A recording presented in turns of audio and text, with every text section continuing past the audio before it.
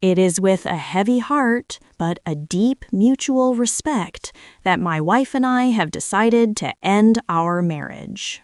That was the status update my husband posted for our entire community to see. It got hundreds of sad reactions and comments praising him for his emotional maturity. People were actually calling him a class act, telling him how strong he was. The only problem was, it was a complete, calculated, and malicious lie. There was absolutely nothing mutual about our divorce, and we definitely weren't best friends.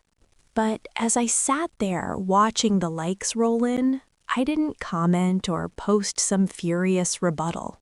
I just locked my phone, took a sip of my coffee, and let him have his moment.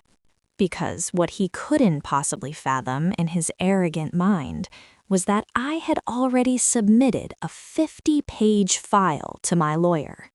A file containing the recovered iCloud backup of a secret life he thought he erased. He was busy curating his public image, while I was busy dismantling his entire existence. But to understand how we reached this point of absolute warfare, you gotta understand the illusion we lived in. My husband, Julian, built his whole life on the perception of perfection. He was a senior wealth manager at a boutique investment firm, always in custom suits and driving a spotless luxury sedan. He charmed everyone he met with a smile that felt so genuine you couldn't help but trust him. And I trusted him more than anyone else in the world. When we met, I was 24, working as a graphic designer, and he was this hungry, ambitious junior analyst. We built our life from the ground up together in a tiny, drafty apartment. I paid the rent when his commission checks were low, and I ironed his shirts for his big meetings. I was his sounding board, his cheerleader, and his absolute foundation. Julian's hustle finally started paying off big time. The promotions just kept rolling in, and suddenly our bank account was looking completely different. We were finally leaving those broke days behind us. We packed up and bought this gorgeous house in the suburbs. It had the perfect lawn and the massive kitchen we always wanted. We were the ultimate success story. We started hosting these fancy neighborhood dinner parties and taking trips to Europe. We built this whole empire of comfort from absolutely nothing. It really felt like we had finally made it. But wealth kinda has a funny way of changing people. It shows you who they really are when they stop struggling. Julian started wearing his success like heavy, expensive armor. Then, about 5 years ago, my world just shattered. My dad passed away from a sudden heart attack. He left me his life savings, about $400,000. That money was my dad's entire legacy. Since Julian was a wealth manager, he promised to protect it. He held my hands and swore he'd treat it like it was sacred. He told me he'd put it in a secure, private portfolio. I trusted him completely. Why wouldn't I? I signed the transfer papers right there in our kitchen. For the first few years, everything seemed totally fine. He'd show me these spreadsheets with positive numbers and graphs going at. He kept reassuring me that our nest egg was perfectly safe. But then these really subtle shifts started happening. Suddenly he had all these late-night client dinners. When he was home, he was emotionally a million miles away. He was constantly glued to his phone, tilting the screen away. If I walked in, he'd casually lock it and put it face down. At the time, I just thought I was being paranoid. Whenever I finally worked up the nerve to ask why he was so distant, he had this routine down perfectly. He wouldn't yell. He'd just sigh, rub his temples, and look at me like I was this massive burden. He was a master at flipping the script and making me feel guilty. He'd say he was carrying the financial weight of the whole family, working 80-hour weeks so I could live in a nice house. He told me I was suffocating him. His words stung, but Honestly, they worked. I totally backed off. I tried so hard to be the perfect, understanding wife. I cooked his favorite meals, kept the house spotless, and just stopped asking where he was. I convinced myself it was just a rough patch. But then came the financial panic. About 2 years before the divorce, Julian came home looking pale and totally wrecked. He walked straight over and poured himself a huge glass of scotch. He sat down heavily and dropped the bomb. Using all this complex finance jargon I barely understood, he told me the private portfolio had collapsed. He said the market crashed and the money was gone. All $400,000 of my dad's savings just wiped out. The news hit me like a freight train. I literally fell to my knees right there in the living room, just sobbing. It wasn't even about the cash. It felt like I was losing my dad all over again, like I'd failed to protect the one thing he left behind. Julian held me while I cried. He stroked my hair, kissed my head, and whispered how sorry he was. He promised me we'd rebuild. He played the role of the comforting, devastated husband to absolute perfection. I sank into a deep depression for months after that. I leaned on him more than ever. And then, totally out of nowhere, he pulled the rug out from under me. Say, in a natural American voice, chilling memory. He walked into the kitchen one Tuesday evening and his eyes were just dead. I was making dinner when he leaned against the island and said he couldn't do this anymore. I stopped chopping vegetables, totally confused. Without an ounce of emotion, he told me he was empty. Gut punch. He said we were basically just roommates, and he wanted a divorce. The words hit me like a physical blow. I couldn't even breathe. Desperate memory. I begged him to try therapy, but he was a stone wall. The very next day, he pushed separation papers across the counter. He hovered over me, insisting we keep it amicable and not involve lawyers. Something in my gut just screamed at me to stop. The rush, the total lack of emotion, it all felt so wrong. He kept pushing to keep lawyers out of it. I told him I needed a few days to process things before signing anything. A flash of genuine, ugly anger crossed his face. But he quickly masked it with a tight smile and agreed. That weekend, Julian packed up and went out of town for another conference. He said it was a good chance for us to get some space. I was left completely alone in that huge, quiet house. I couldn't sleep at all. I was pacing the floors at 2 a.m, my mind just racing. I desperately needed a distraction to keep from falling apart. I decided to clean out the guest room closet just to keep my hands busy. While sorting through old boxes, I found it. An old silver iPad we hadn't touched in years. It had a cracked screen and a totally dead battery.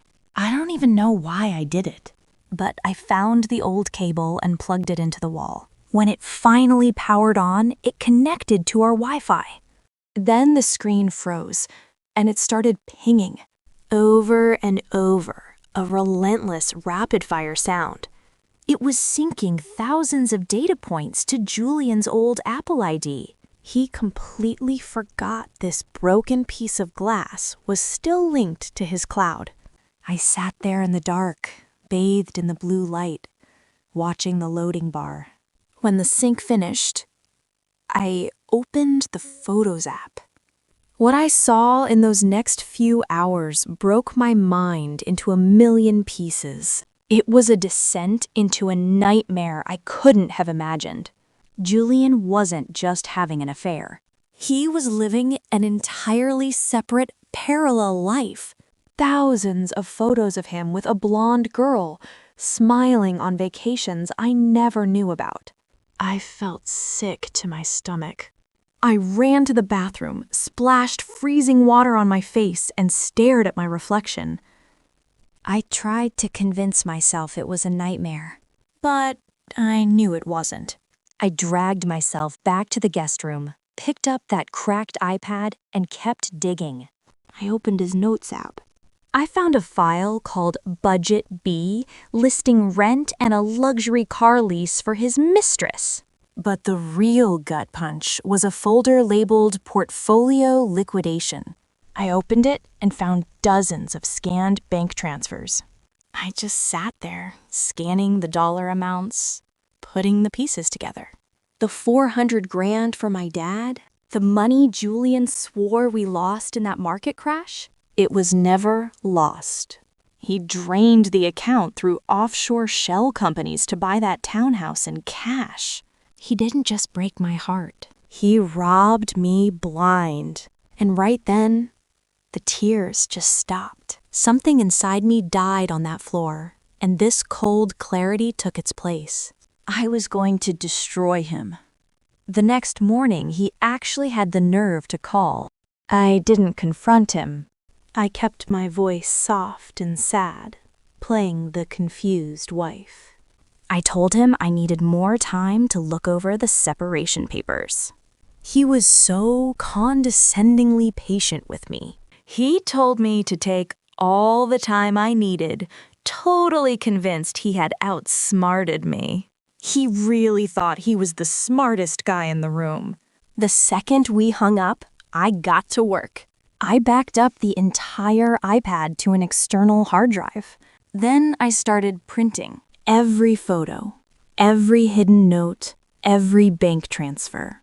I documented everything. I didn't just print it out. I organized it chronologically into this massive, heavy binder. I color-coded the tabs and highlighted the routing numbers. I built an absolute weapon right there at my kitchen counter. Then I made a phone call. I wasn't about to hire some friendly neighborhood lawyer. I did my research and found a woman named Eleanor. She was a former corporate litigator, known for being an absolute shark. I walked into Eleanor's pristine, glass-walled office, feeling completely numb but ready. I sat down at her massive mahogany table and dropped the heavy binder right in front of her. I laid out the whole twisted story, from the fake market crash to the secret townhouse. Eleanor didn't show an ounce of pity, and she definitely didn't offer me a tissue. She just opened the binder, slipped on her glasses, and started scanning. For 20 minutes, the only sound in that room was the turning of pages. Finally, she closed the binder and slowly took off her glasses. She looked at me with this sharp, calculating gaze that honestly sent a chill down my spine. That's when I realized exactly why she was so feared in the city. Her voice was smooth and dangerous when she finally spoke. She told me Julian was an arrogant fool who had committed severe financial fraud. She said he thought he was playing chess, but he was really just playing in a sandbox. I just sat there, taking it all in, and asked her what we were going to do. Eleanor smiled, but it wasn't a warm or comforting look. It was this cold, predatory smile, like a shark that just smelled blood in the water. She told me we were going to give Julian exactly what he wanted. An amicable divorce, straight to mediation without breathing a single word about the evidence. We'd let him submit his sworn financial affidavits claiming he was completely broke. By hiding what we knew, we'd lock him into a perjury trap he could never escape. The plan required absolute silence and serious psychological endurance. I agreed right then and there, finally feeling my power coming back. And so, the agonizing waiting game began.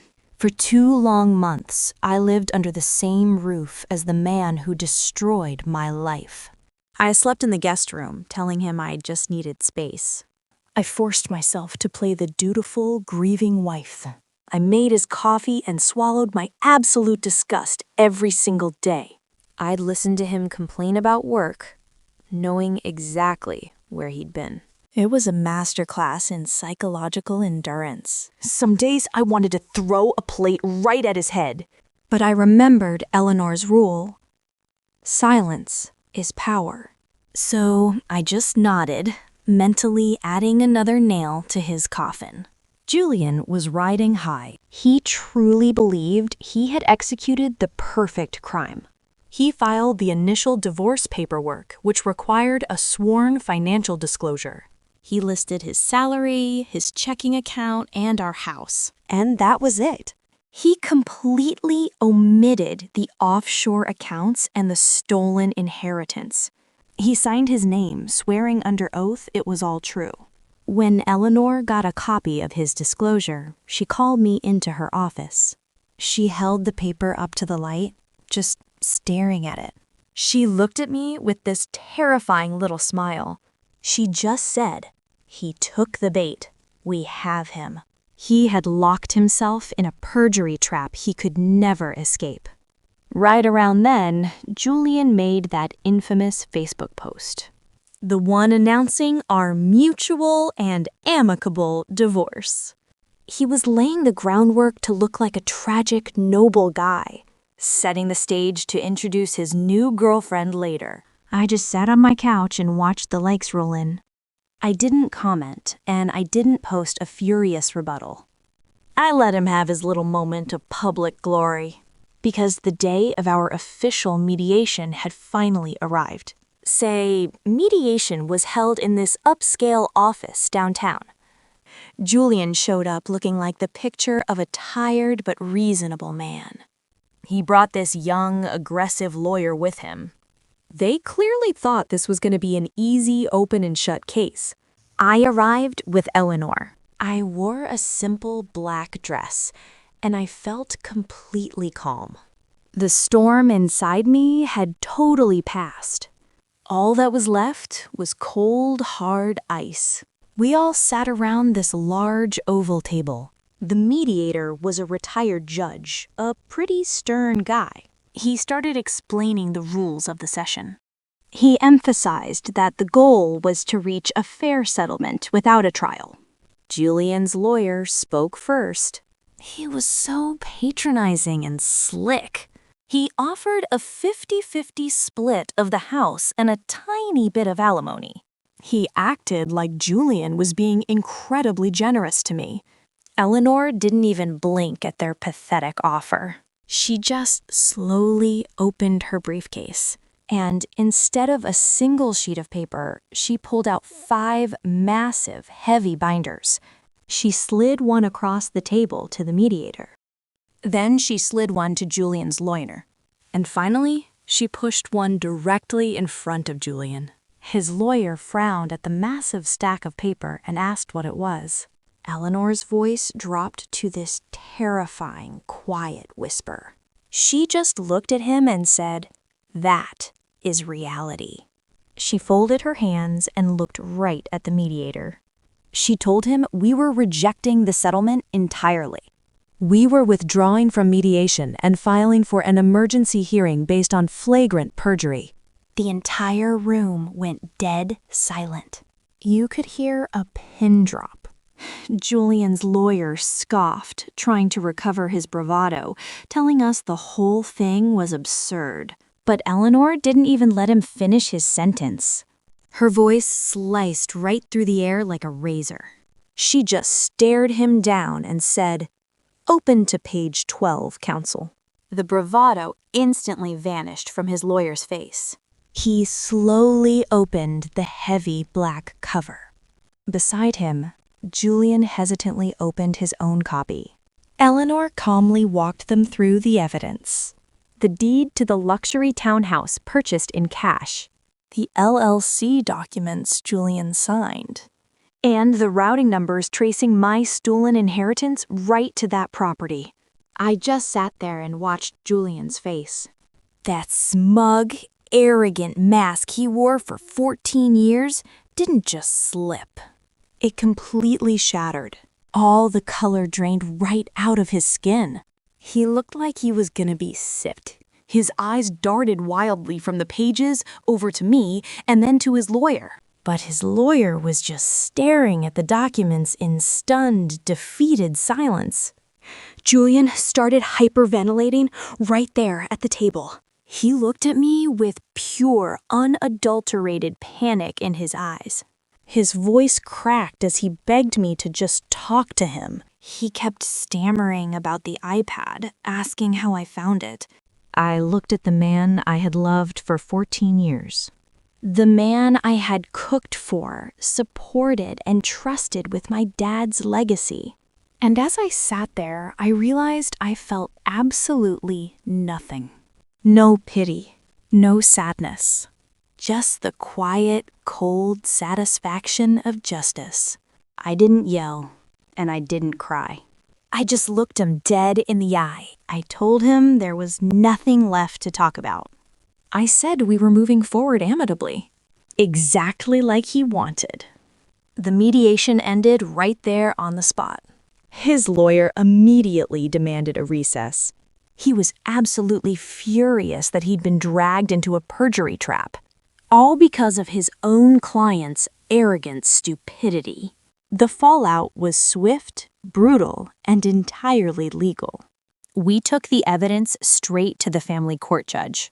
And the reaction was exactly what Eleanor predicted. Judges do not take kindly to being lied to. They absolutely despise spouses who steal inheritances to fund affairs. The judge ruled in my favor for an unequal distribution of assets. I was awarded 100% of the equity in our house. Julian was ordered to liquidate his entire 401k. Every penny went to replacing my stolen inheritance. The judge also slapped a lien on his secret townhouse. It was forced into immediate sale, with all the proceeds going straight to me. Julian was left with absolutely nothing. He even had to pay Eleanor's exorbitant attorney fees.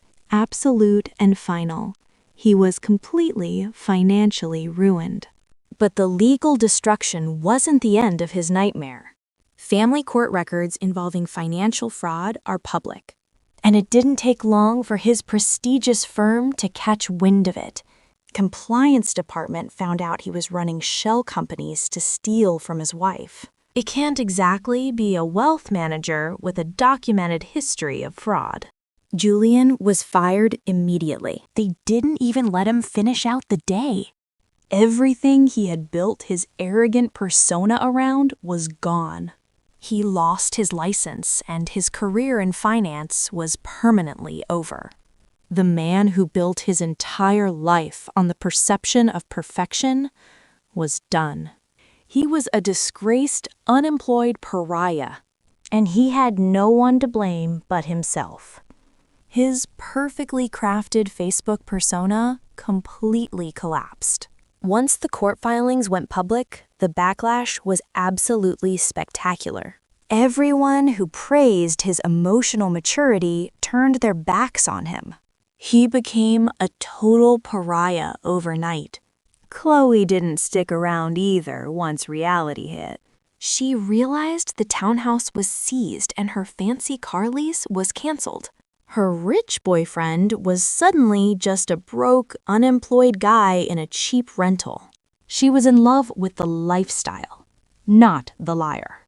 So she packed her designer bags and vanished without a second thought. Julian was left completely alone with absolutely nothing. A few months later, I sold the house and closed that dark chapter. I took the payout, combined it with the recovered funds, and finally breathed. It was time to build something real for myself.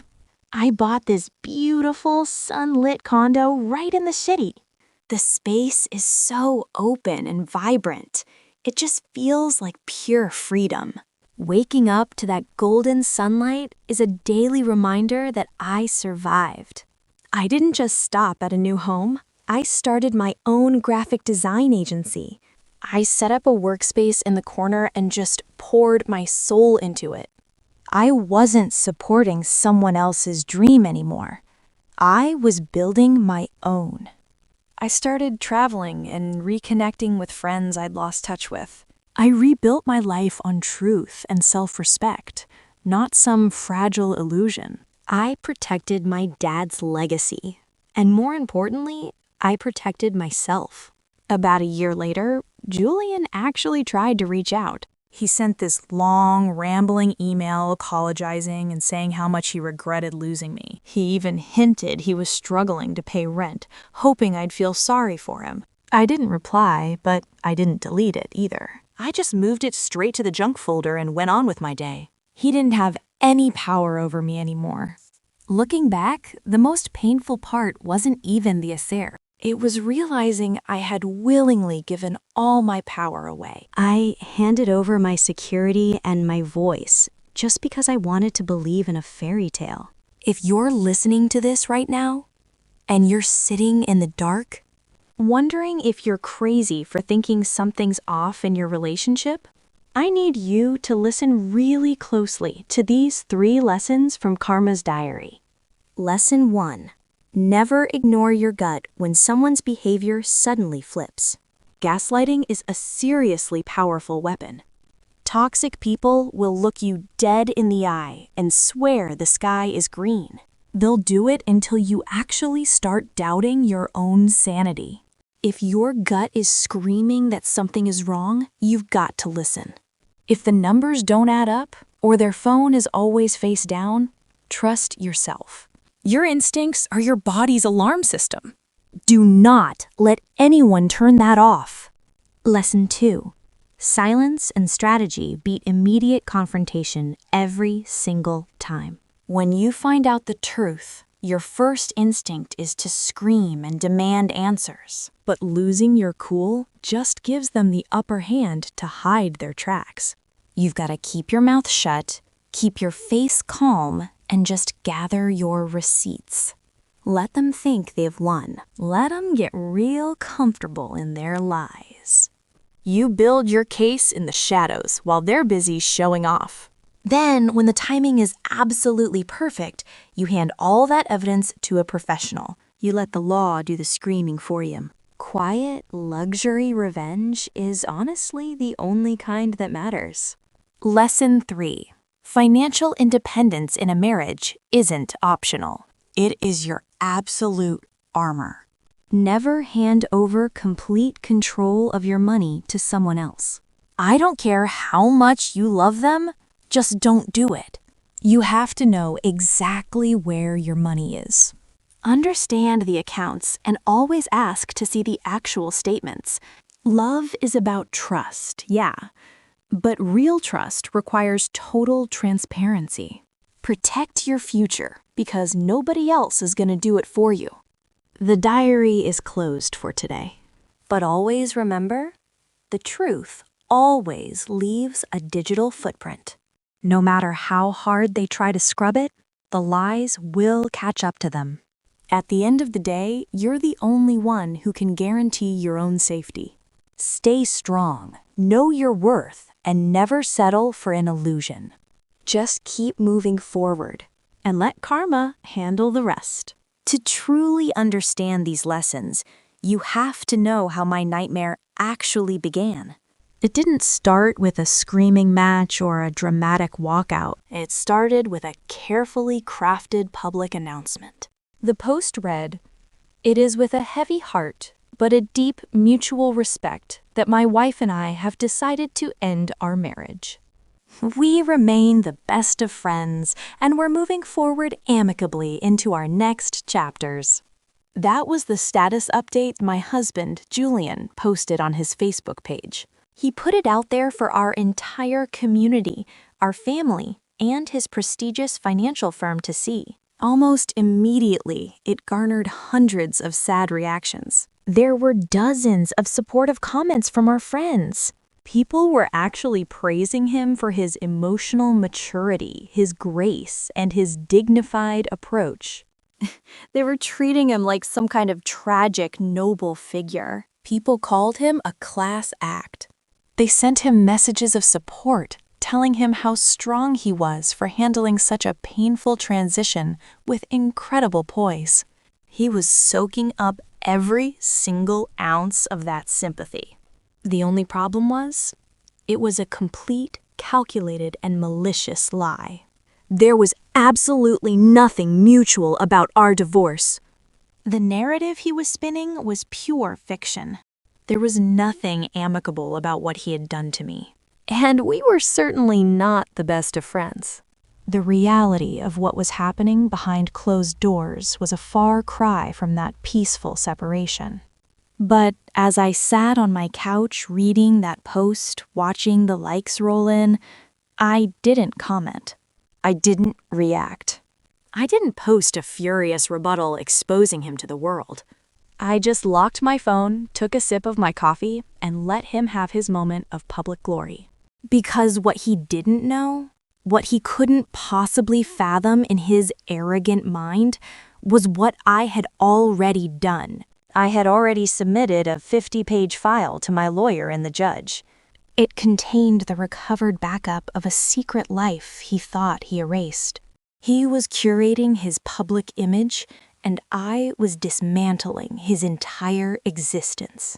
To understand how we got to this point of total warfare, you gotta understand the illusion we lived in for 14 years.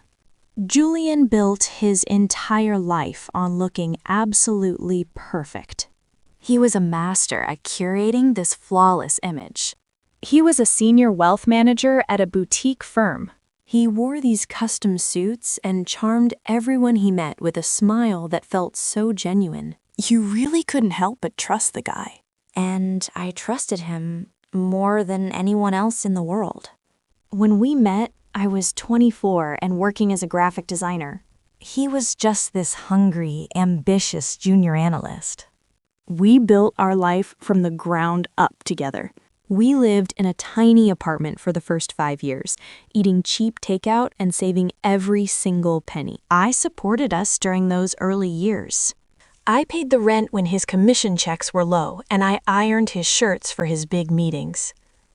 I was his sounding board and his cheerleader. I was his absolute foundation while he got his career off the ground. As the years passed, all that hard work actually paid off. The promotions came and our income skyrocketed.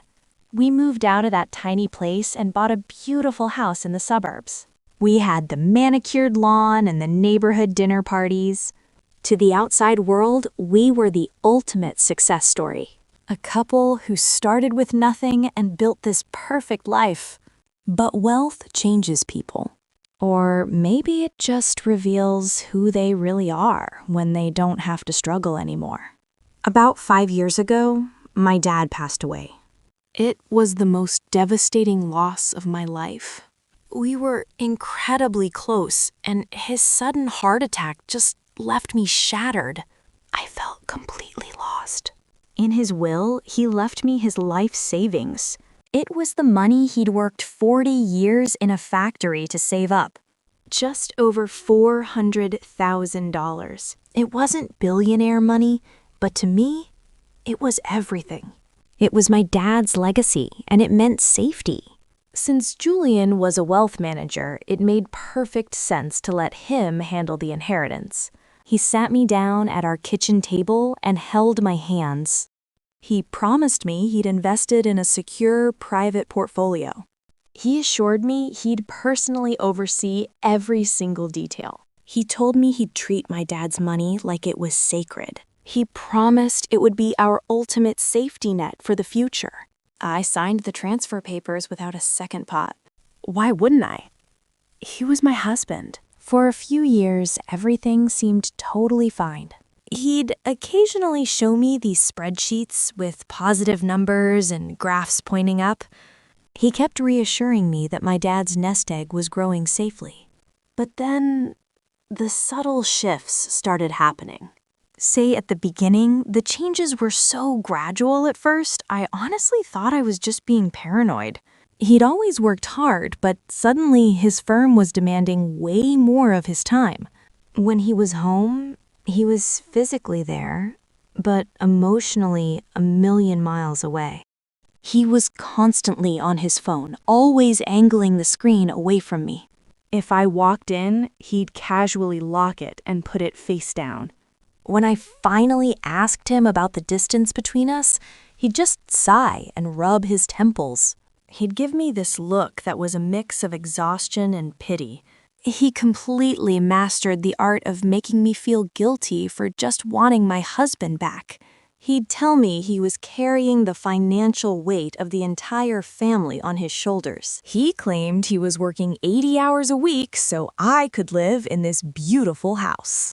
He actually told me I was suffocating him. His words really stung, but they worked. I backed off and just tried to be the perfect, understanding wife. I cooked his favorite meals, kept the house spotless, and convinced myself it was just a rough patch. Then came the financial panic. About 2 years before the divorce, Julian came home looking completely pale and devastated. He walked in with this heavy silence that immediately made my stomach drop. He didn't say a word at first. He just poured himself a massive glass of scotch and sat heavily on the sofa. I could just feel that he was about to deliver some catastrophic news. He started using all this complex financial jargon I barely understood, saying the market took an unprecedented turn. He told me the private portfolio holding my dad's inheritance had completely collapsed. He blamed reckless fund managers and a sector crash. He looked me right in the eye and said the money was gone. All $400,000 just wiped out. I fell to my knees sobbing, and he actually held me, playing the role of the devastated husband perfectly. I sank into a deep depression for months after that. I blamed myself for not paying closer attention to the accounts. But Julian was so supportive, telling me he had everything under control. I leaned on him more than ever. And then, out of nowhere, he pulled the rug out from under me. It was a Tuesday evening in late October. I was in the kitchen, just preparing dinner like any other night. Julian walked in, set his briefcase on the floor, and leaned against the island. He didn't even say hello. He just looked at me with these cold, completely empty eyes. His voice was totally flat when he said he couldn't do this anymore. I stopped chopping vegetables, just so confused. And then he said it. He told me he wanted a divorce. The words hit me like physical blows. I couldn't even breathe. I begged him to talk to me, to try therapy, reminding him of our 14 years together. But he was just a stone wall. Then his tone shifted. He went from cold to intensely practical. He told me that bringing in expensive lawyers would only drain whatever money we had left, especially after those terrible market losses. He said we could do this amicably. That was the first time he used that word. He wanted to just sell the house, split the equity, and go our separate ways with dignity. I was in total shock. I was grieving the sudden death of my marriage right there in the kitchen. And he was treating it like a corporate merger that just wasn't profitable anymore. The very next day, he pushed the separation papers across the counter to me. He wanted me to sign them immediately. He was trying to rush the whole thing before I could even process it. He hovered over me using this soft, persuasive voice, telling me that signing was the best way to heal. But something in my gut, this deep, primal instinct, just screamed at me to stop. The rush, the suddenness, it felt completely wrong. His lack of emotion and obsession with keeping lawyers out set off alarms. I pushed the papers back and said I needed a few days. For a split second, he looked genuinely furious. A flash of real, raw anger crossed his face before he quickly buried it. He plastered on this tight, fake smile and agreed to give me some space. That weekend, Julian packed his bags and went out of town for yet another work conference. He played the considerate husband, telling me it was a good opportunity for us to have some space. I was left completely alone in our massive, quiet house, surrounded by the ghosts of a life I thought I knew. I couldn't sleep at all. I was just pacing the hardwood floors at 2 in the morning, my mind absolutely racing. I desperately needed a distraction to stop myself from spiraling, so I decided to clean out the cluttered guest room closet. It was just a mindless task to keep my hands busy and my brain turned off. I was sitting on the floor digging through dusty boxes of old electronics and winter coats. And right there at the bottom of a box, I found it. An old silver iPad we hadn't used in years. We bought that thing like 5 years ago when we were doing the big kitchen renovation. We used it constantly to look at tile samples, save design boards, and email our contractor. It was basically our little project hub. But once the kitchen was finally finished, the iPad just got tossed into a junk drawer and completely forgotten about. The screen was totally cracked in the corner, and the battery had been dead for years. Honestly, I don't know why I decided to turn it on. Maybe I just wanted to look at the old renovation photos. I needed to remember a time when we were actually happy and working as a team. I dug around, found the old charging cable, and plugged it into the wall. I sat there on the floor, holding my breath, waiting for that little white logo to pop up on the cracked screen. It connected to the Wi-Fi and then it just froze. Suddenly, it started pinging over and over again. It was syncing years of data from his old account. I just sat there in the dark, my heart pounding. When the loading bar finally finished, I opened the Photos app. What I saw in those next few hours completely broke my mind. Julian wasn't just having a casual affair. He was living an entirely separate, parallel life. There were thousands of photos of him with this blonde girl. She looked like she was in her 20s. They were on all these luxury vacations I never even knew about. Ski trips in Aspen, beach resorts down in Cabo. Then I found a picture of them standing in front of this gorgeous modern townhouse. She was holding up a shiny new set of keys, and he had his arms wrapped right around her waist.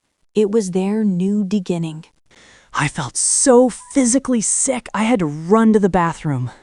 I splashed freezing water on my face and just stared at my reflection in the mirror. I kept trying to convince myself that none of this was actually happening, but I knew it was real. I forced myself to walk back into that guest room, picked up the iPad, and kept digging. I found his notes app where he had this whole secret budget mapped out for her luxury car lease.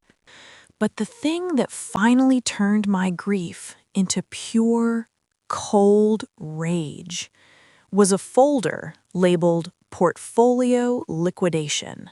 Inside, there were dozens of scanned bank transfers and routing receipts. I started tracing the numbers and the dates. The $400,000 from my dad?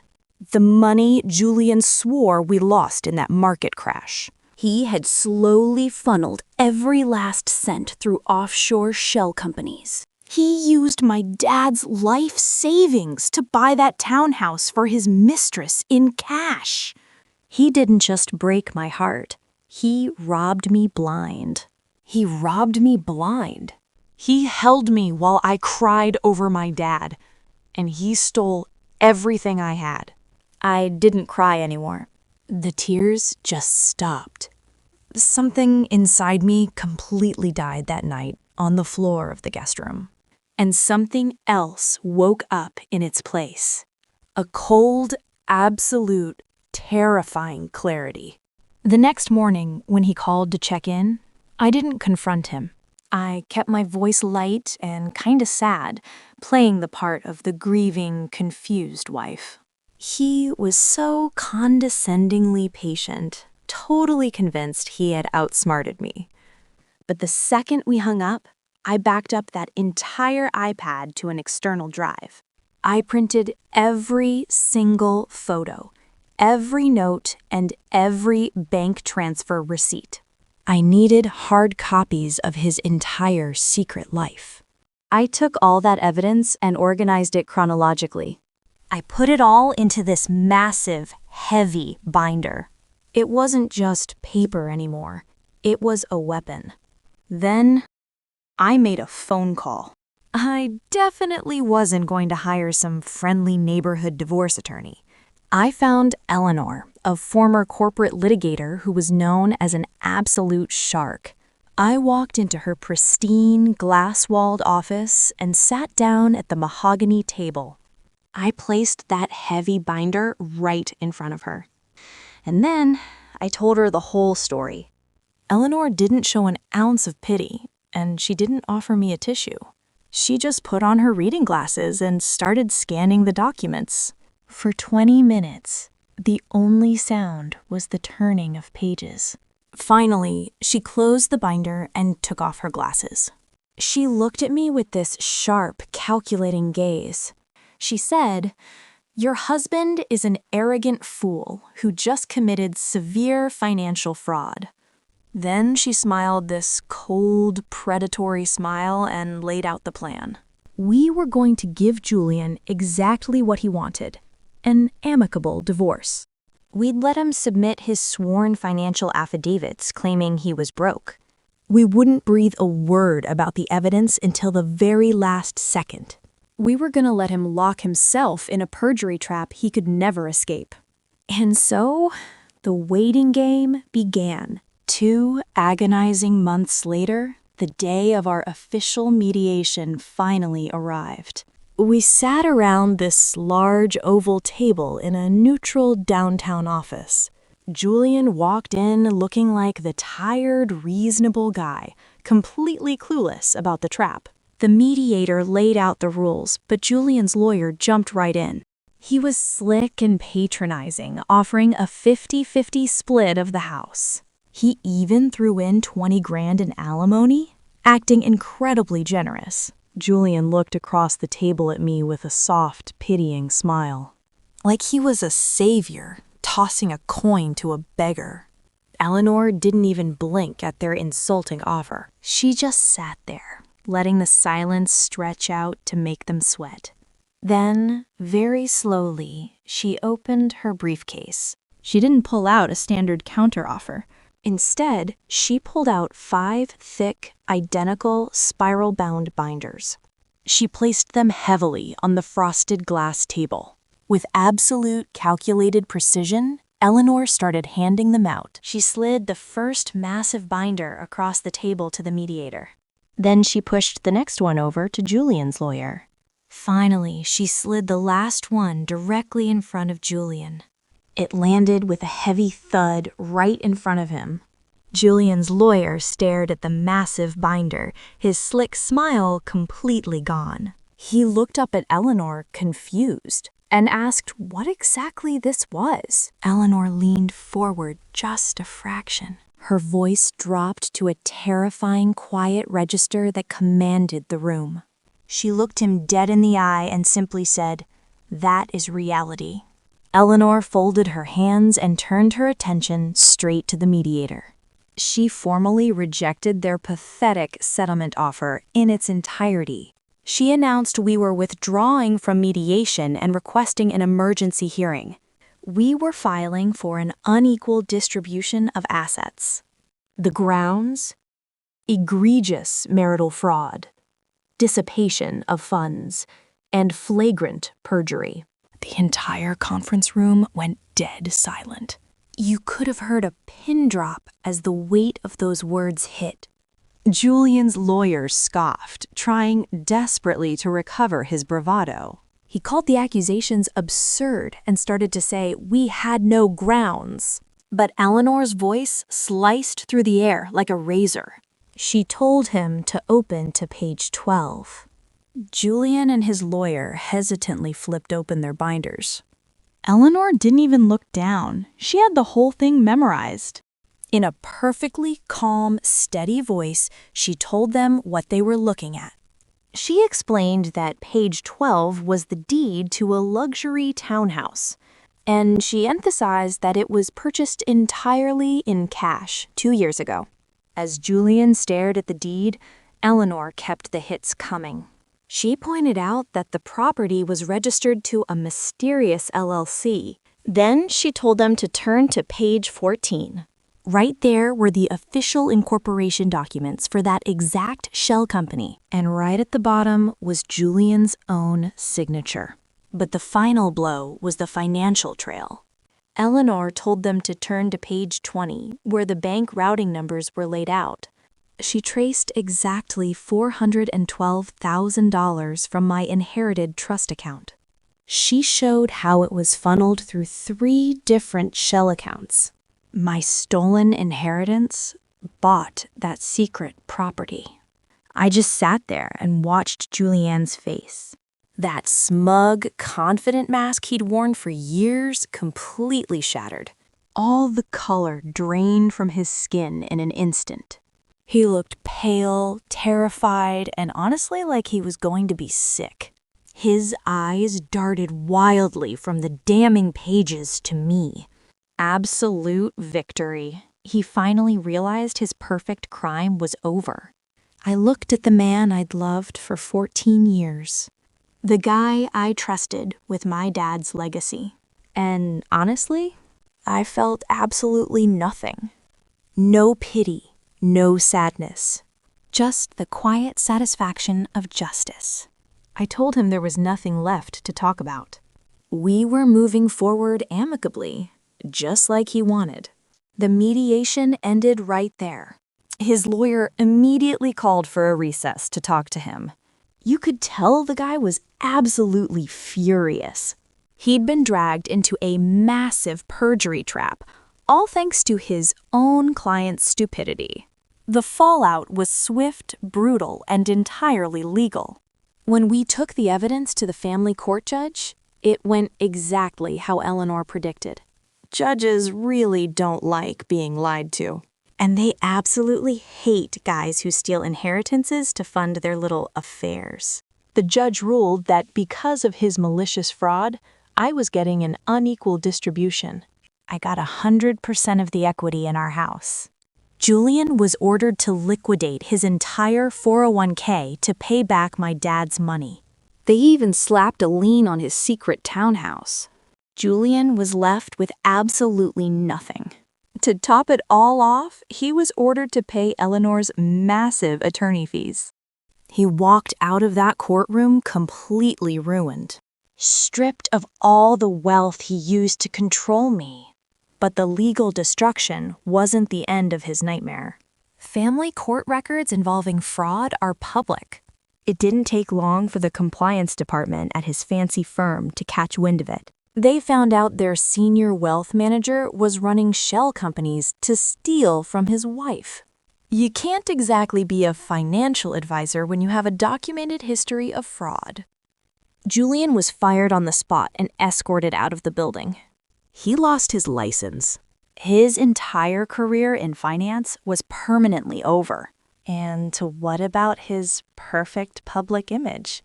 The truth leaked to our friends through the public court filings. The backlash was spectacular. All those people who praised his emotional maturity on Facebook, they turned their backs on him instantly. He became a total pariah in our community. The supportive comments vanished, replaced by whispers and pure judgment. He wasn't the noble guy moving on from a stagnant marriage anymore. He was exposed as a manipulative thief. Chloe didn't stick around either. Once she realized the townhouse was seized and the car lease was canceled, she was out. Her wealthy boyfriend was now just a disgraced, unemployed guy. She loved the lifestyle, not the liar. She packed her bags and vanished. A few months later, I put the house on the market and sold it. I took that massive payout, combined it with the money I got back from his accounts, and finally closed the door on that whole nightmare. I took all of that recovered money and bought myself a gorgeous, sunlit condo right in the city. It was open, it was bright, and for the first time in years, I actually felt like I could breathe. I didn't just stop at a new place either. I finally started my own independent graphic design agency, working right out of my living room. I poured all my energy back into my own passions instead of his. I started traveling to places I'd always wanted to see. I reconnected with old friends I'd totally neglected during those suffocating years of my marriage. It was amazing to just be me again. I rebuilt my life from the ground up. Not on some fake illusion of perfection, but on actual truth and self-respect. I protected my dad's legacy, and more importantly, I protected myself. Julian actually tried to reach out to me once, about a year after the divorce. He sent this long, rambling email apologizing for everything, kind of hinting that he was struggling to make rent. I didn't even bother replying to it. I didn't delete it either. I just dragged it right into the junk folder and went on with my beautiful day. Looking back on it all, the most painful part wasn't the affair or the stolen money. It was realizing that I had willingly handed over my own power to someone else. I gave up my financial security and my intuition, just because I wanted to believe in the fairy tale. But let me tell you, the fairy tale is a dangerous place to live if you aren't holding the keys to the castle. So if you're listening to this right now, sitting in the dark, wondering if you're crazy for thinking something's wrong in your relationship, I need you to listen closely. Here are 3 lessons from Karma's diary. Lesson 1. Never, ever ignore your intuition when someone's behavior suddenly changes. Gaslighting is a seriously powerful weapon. Toxic people will look you dead in the eye and tell you the sky is green. And they'll do it with so much conviction that you actually start doubting your own sanity. If your gut is screaming that something's wrong, if the numbers don't add up or the phone is always hidden, trust yourself. Your instincts are your body's alarm system. Don't let anyone turn it off. Lesson 2. Silence and strategy are way more powerful than immediate confrontation. When you find out you've been betrayed, your first instinct is to scream and cry. But an emotional reaction just gives them the upper hand. It gives them time to hide the evidence, spin a fake narrative, and call you crazy. So keep your mouth shut, keep your face calm, and quietly gather your receipts. Let them think they won. Let them get real comfortable. Then hand it all to a professional, and let the law do the screaming for you. Quiet luxury revenge is the only kind that matters. Lesson 3. Financial independence and awareness in a marriage aren't optional. They're your armor. Never hand over complete control of your money to someone else, no matter how much you love them. You gotta understand exactly where your money is. Know the accounts. Ask to see the statements. Look, love is about trust, but real trust requires total transparency. Protect your future. Because at the end of the day, you are the only one who can truly guarantee your own safety. Nobody else is gonna do it for you. The diary is closed for today, but just remember, the truth always leaves a digital footprint. Stay strong, know your worth, and let karma handle the rest. It took a long time to get here, but I finally made it to the other side. I don't look back anymore, and I definitely don't miss the illusion. I'm just focused on building something real. That old life feels like a lifetime ago now. It's crazy how much you can endure when you have no other choice. But once you find your footing, nobody can ever take it away from you again. These days, my agency is taking off, and I'm calling all my own shots. I get to wake up every morning and just be me. No walking on eggshells, no second-guessing my reality. If you're going through hell right now, just keep going. Trust your gut, gather your proof, and play the long game. You're so much stronger than they want you to believe. It's your life, and you're the only one who has to live it. Don't ever let anyone else hold the pen to your story. Take your power back and write your own ending.